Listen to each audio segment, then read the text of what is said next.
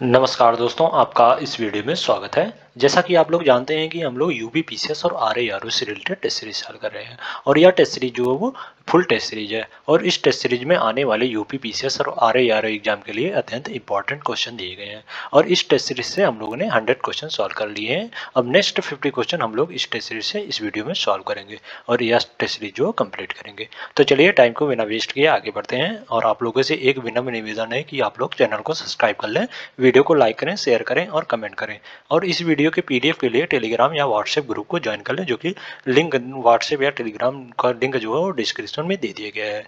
तो चलिए स्टार्ट करते हैं। हरित ग्रंथि के द्वारा निम्नलिखित में से किस प्राणी में उत्सर्जन होता है? हरित ग्रंथि के द्वारा जो है वो झींगा अथवा क्रिस्टेशियाई जंतुओं में उत्सर्जन होता है। तो इसका जो ऑप्शन ए है वो सही हो जाएगा इसमें। ओके, झींगा और अन्य क्रिस्टेशियाई जंतुओं में उत्सर्जन जो हरित ग्रंथि के द्वारा होता है। तो इसमें ए द राइट आंसर हो जाएगा। नेक्स्ट क्वेश्चन है, अशखाबाद निम्नलिखित में से किस एक मध्य एशिया के देश की राजधानी है? अशखाबाद जो तुर्कमेनिस्तान की राजधानी है। तो इसका जो ऑप्शन डी है वो सही हो जाएगा इसमें। ओके, तजाकिस्तान की राजधानी जो है वो दुशांबे है। तजाकिस्तान की राजधानी दुशांबे है। दुशांबे। और उज्बेकिस्तान की राजधानी जो ताशकंद है। ताशकंद उज्बेकिस्तान की राजधानी है। और किर्गिस्तान की राजधानी जो बिश्केक है।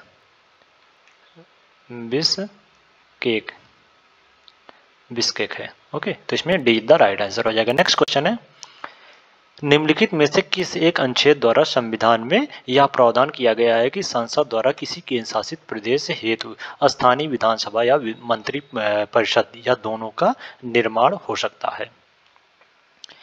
14वें संविधान संशोधन के द्वारा अनुच्छेद 239 ए जोड़ा गया है, जिसके अंतर्गत संविधान में यह प्रावधान किया गया है कि संसद द्वारा किसी केंद्र शासित प्रदेश हेतु स्थानीय विधानसभा या मंत्रिपरिषद या दोनों का निर्माण हो सकता है। तो इसका जो ऑप्शन ए है वो सही हो जाएगा। अनुच्छेद 239 इसमें ए में यह प्रावधान किया गया है कि केंद्र शासित प्रदेश हेतु स्थानीय विधानसभा या मंत्रिपरिषद या दोनों का निर्माण हो सकता है। ओके, तो इसमें ए द राइट आंसर हो जाएगा और यह जो है वह 14वें संविधान संशोधन के द्वारा जोड़ा गया है। 14वें संविधान संशोधन के द्वारा यह अनुच्छेद जोड़ा गया है। ओके, नेक्स्ट क्वेश्चन है, निम्नलिखित युग्मों में से कौन सा एक सही सुमेलित नहीं है? ऑप्शन है वन्य जीव संरक्षण अधिनियम। वन्य जीव संरक्षण अधिनियम जो है वो 1972 में पारित हुआ था। तो इसका जो ऑप्शन है वो सही सुमेलित है। ओके, वन्य संरक्षण अधिनियम 1980 में पारित हुआ था। तो इसका जो ऑप्शन बी है वो भी सही हो जाएगा। ओके, और पर्यावरण संरक्षण अधिनियम जो 1986 में पारित हुआ था। तो इसका जो ऑप्शन सी है वो भी सही सुमेलित है। जैव विविधता अधिनियम जो वर्ष 2002 में पारित हुआ था, ना कि 2000 में पारित हुआ था। ओके, 2002 में जैव विविधता अधिनियम पारित हुआ था। इसका जो ऑप्शन डी है वो सही सुमेलित नहीं है। तो इसमें डी द राइट आंसर हो जाएगा। इसमें डी द राइट आंसर हो जाएगा। ओके, नेक्स्ट क्वेश्चन है, भारतीय संविधान की तृतीय अनुसूची में निम्नलिखित में से किसकी शपथ का प्रावधान उल्लेखित नहीं है? भारतीय संविधान की तृतीय अनुसूची जो है विभिन्न पदाधिकारियों के शपथ या प्रतिज्ञान से संबंधित है। राष्ट्रपति के शपथ का वर्णन जो है संविधान के अनुच्छेद 60 में है, ना कि तृतीय अनुसूची में है। तो इसका जो ऑप्शन सी है वो सही हो जाएगा। ओके, या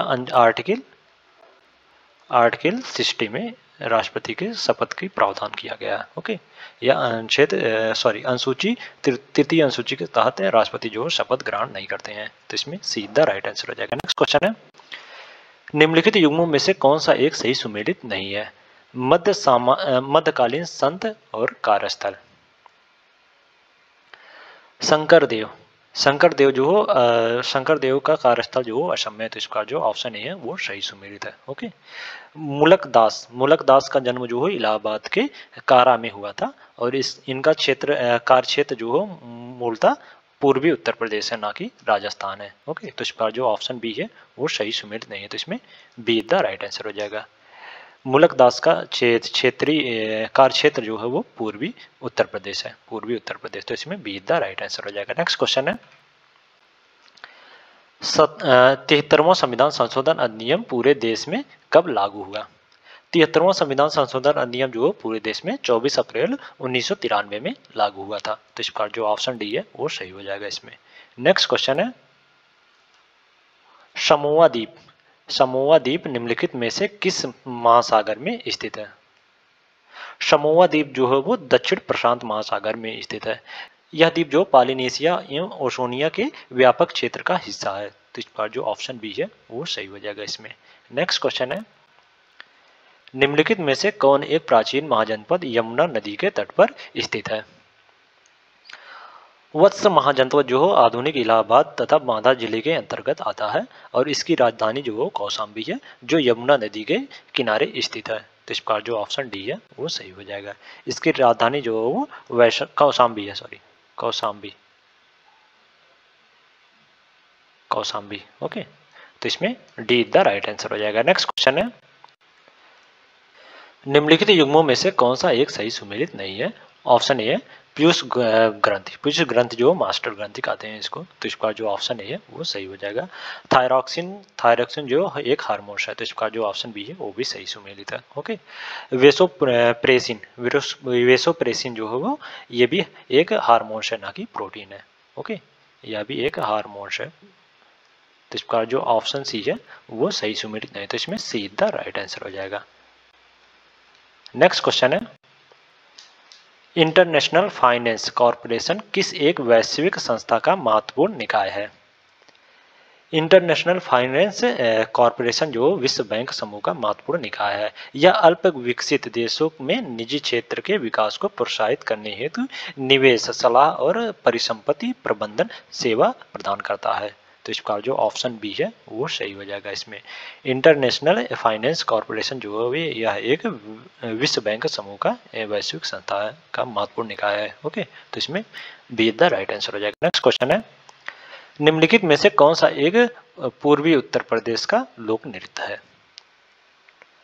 नटवरी नृत्य जो है वो पूर्वी उत्तर प्रदेश में मुख्यतः जन्माष्टमी के अवसर पर भगवान कृष्ण के सम्मान में किया जाता है और यह पूर्वी उत्तर प्रदेश का लोक नृत्य है। तो इसका जो ऑप्शन सी है वो सही हो जाएगा। नेक्स्ट क्वेश्चन है सूची 1 को सूची 2 से सुमेलित करें तथा नीचे दिए गए कूट की सहायता से सही उत्तर का चयन करें। सूची 1 में पर्यावरण सम्मेलन और सूची 2 में निर्णय। स्टॉकहोम में जो पर्यावरण सम्मेलन हुआ था उसमें यूएनईपी की स्थापना का निर्णय लिया गया था। तो इसका जो ऑप्शन है वो 3 से सुमेलित हो जाएगा। ऑप्शन ए 3 से सुमेलित हो जाएगा। ओके, वियना सम्मेलन में ओजोन स्तर का संरक्षण से संबंधित निर्णय लिया गया था।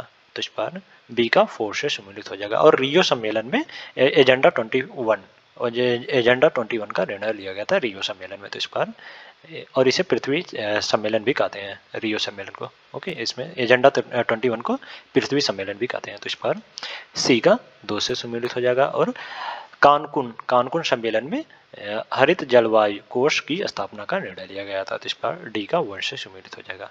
तो इसमें 3 4 2 1 3 4 2 1। तो इसमें डी द राइट आंसर हो जाएगा। नेक्स्ट क्वेश्चन है निम्न युग्मों में से कौन सा एक सही सुमेलित नहीं है? राष्ट्र उद्यान या अभ्यारण्य प्रदेश। पीन घाटी राष्ट्र उद्यान जो हो, पीन घाटी राष्ट्र उद्यान या जो है वो हिमाचल प्रदेश में स्थित है। तो इसका जो ऑप्शन है वो सही सुमेलित है। ओके, दाची गाम राष्ट्र उद्यान जो है वो जम्मू कश्मीर में स्थित है। तो इसका जो ऑप्शन भी है वो भी सही सुमेलित है। ब्लैक बक नेशनल पार्क जो है गुजरात में स्थित है ना कि महाराष्ट्र में, या जो है गुजरात में स्थित है,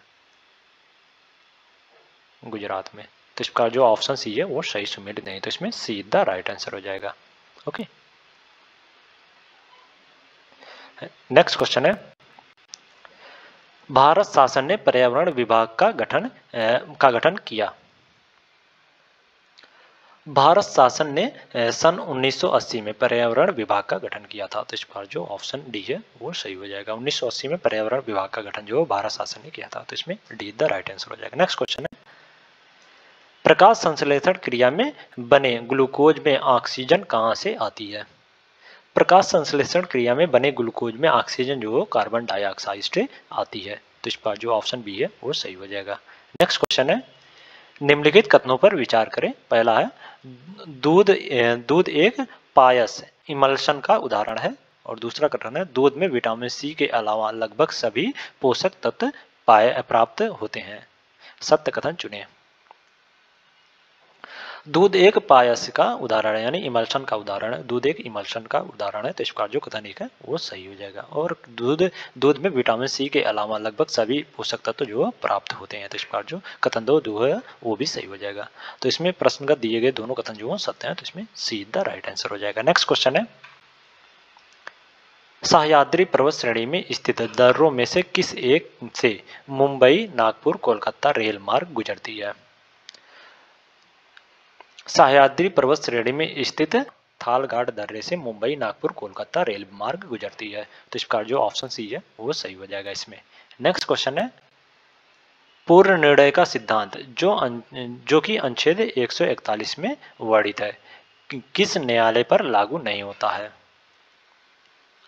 अनुच्छेद 141 के तहत उच्चतम न्यायालय द्वारा दिए गए निर्णय जो भारत के सभी न्यायालयों पर आबादकार है, जबकि यह निर्णय जो है स्वयं उच्च न्यायालय पर लागू नहीं होता है, तो इसका जो ऑप्शन ए है वो सही हो जाएगा इसमें। नेक्स्ट क्वेश्चन है, निम्नलिखित में से कौन सा सही सुमेलित है? यंत्र या उपकरण उपयोग। यूडोमीटर जो हो वर्षा मापक यंत्र है। यूडोमीटर से वर्षा मापक यंत्र है, तो इसका जो ऑप्शन ए है कथन एक है वो सही सुमेलित है। ओके। और हाइग्रोमीटर जो वायुमंडलीय आर्द्रता मापक यंत्र है, तो इसका जो कथन दो जो है वो भी सही सुमेलित है। ओके। और विक्सोमीटर जो द्रव की सांद्रता ज्ञात करने में प्रयुक्त उपकरण है, न कि द्रव प्रवाह गति मापक उपकरण है, तो इस पर जो कथन तीन है वो गलत हो जाएगा। तो इसमें एक और दो दोनों कथन जो सही सुमेलित है, तो इसमें बी द राइट आंसर हो जाएगा। नेक्स्ट क्वेश्चन है, वर्ष 2011 की जनगणना के अनुसार भारत में ग्रामीण एवं शहरी लिंग अनुपात है क्रमशः। वर्ष 2011 की जनगणना के अनुसार भारत में ग्रामीण एवं शहरी लिंग अनुपात जो क्रमशः 947 और 929 है, तो इसका जो ऑप्शन ए है वो सही हो जाएगा इसमें। नेक्स्ट क्वेश्चन है, किस संविधान संशोधन द्वारा यह प्रावधान किया गया है कि राष्ट्रपति के निर्वाचक मंडल में रिक्तता होने पर भी राष्ट्रपति का चुनाव अवैध नहीं होगा? 11वां संविधान संशोधन 1961 द्वारा यह प्रावधान किया गया है कि राष्ट्रपति के निर्वाचक मंडल में रिक्तता होने पर भी राष्ट्रपति का चुनाव अवैध नहीं होगा, तो इसका जो ऑप्शन सी है वो सही हो जाएगा इसमें। नेक्स्ट क्वेश्चन है, निम्नलिखित में से कौन सा एक पद केवल जीव द्वारा ग्रहण किए गए स्थान का ही नहीं अपितु जीवों के समुदाय में उसकी कार्यात्मक भूमिका का भी वर्णन करता है? परिस्थिति क्रमता पद जो केवल जीव द्वारा ग्रहण किए गए स्थान का ही नहीं अपितु जीवों के समुदाय में उसकी कार्यात्मकता भूमिका का भी वर्णन करता है, तो इसका जो ऑप्शन बी है वो सही हो जाएगा इसमें। नेक्स्ट क्वेश्चन है, सूची 1 को सूची 2 से सुमेलित करें तथा नीचे दिए गए कूट की सहायता से सही उत्तर चुनिए। सूची 1 में रोग और सूची 2 में संबंधित अंग। पीलिया रोग जो है वो यकृति संबंधित रोग है, तो इसका जो ऑप्शन है वो 1 से सुमेलित हो जाएगा। और पोलियो जो तंत्रिका एवं पेशिया रोग संबंधित रोग है, तो इसका जो ऑप्शन बी है वो 2 से सुमेलित हो जाएगा।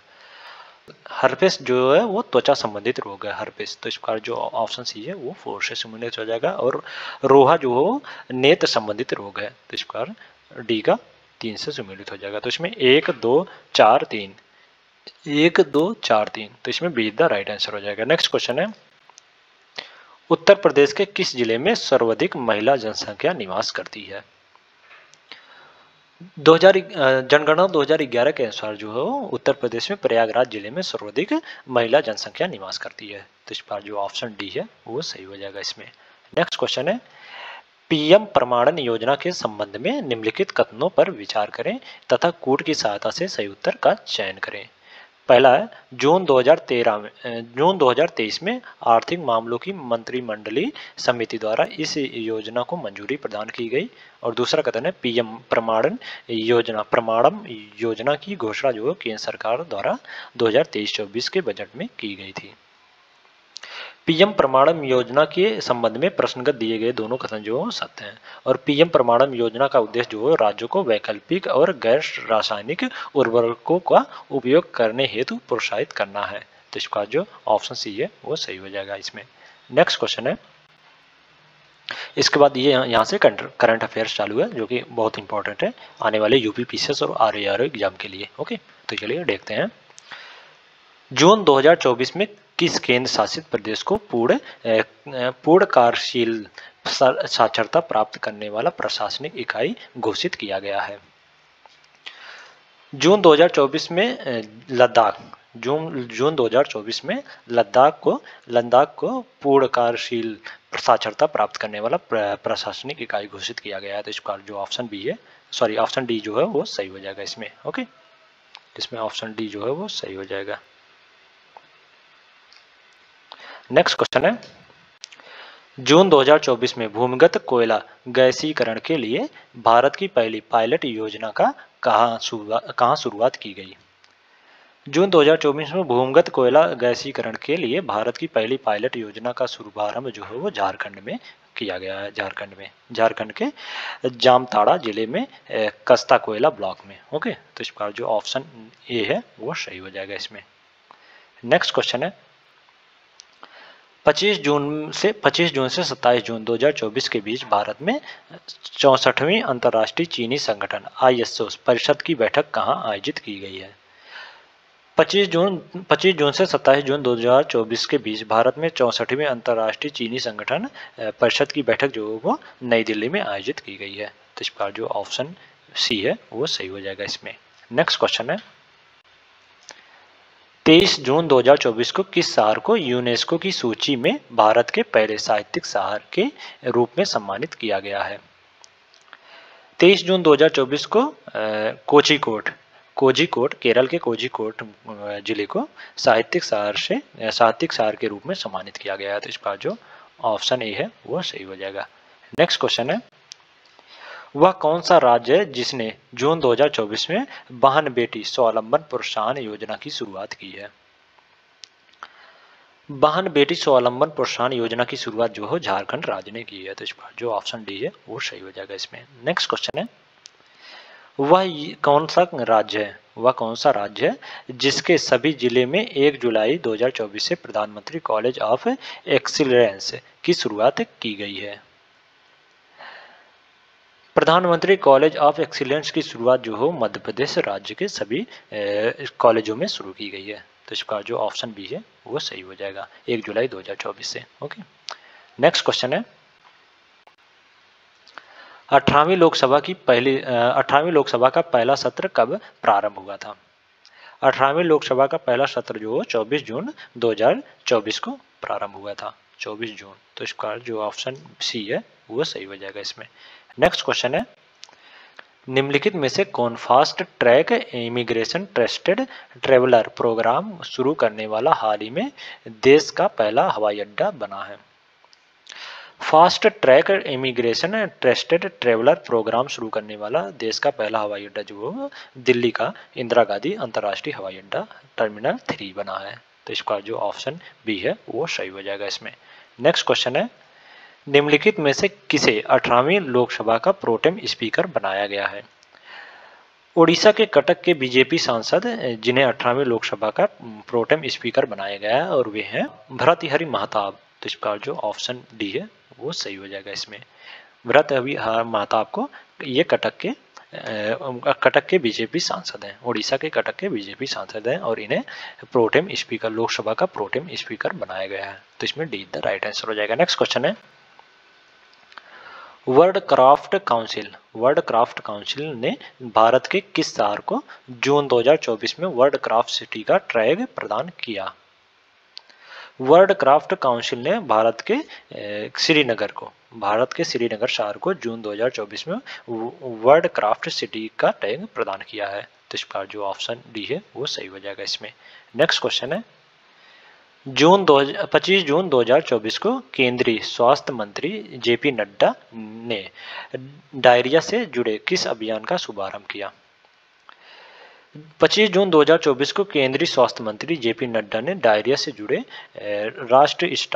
राष्ट्र स्टॉप डायरिया अभियान 2024 का शुभारंभ किया है। तो इसका जो ऑप्शन ए है वो सही हो जाएगा इसमें। ओके, नेक्स्ट क्वेश्चन है, हाल ही में वन्य जीव विशेषज्ञों द्वारा पहली बार किस राष्ट्रीय उद्यान में धारीदार सिसिलियन की उपस्थिति का दस्तावेजीकरण किया गया?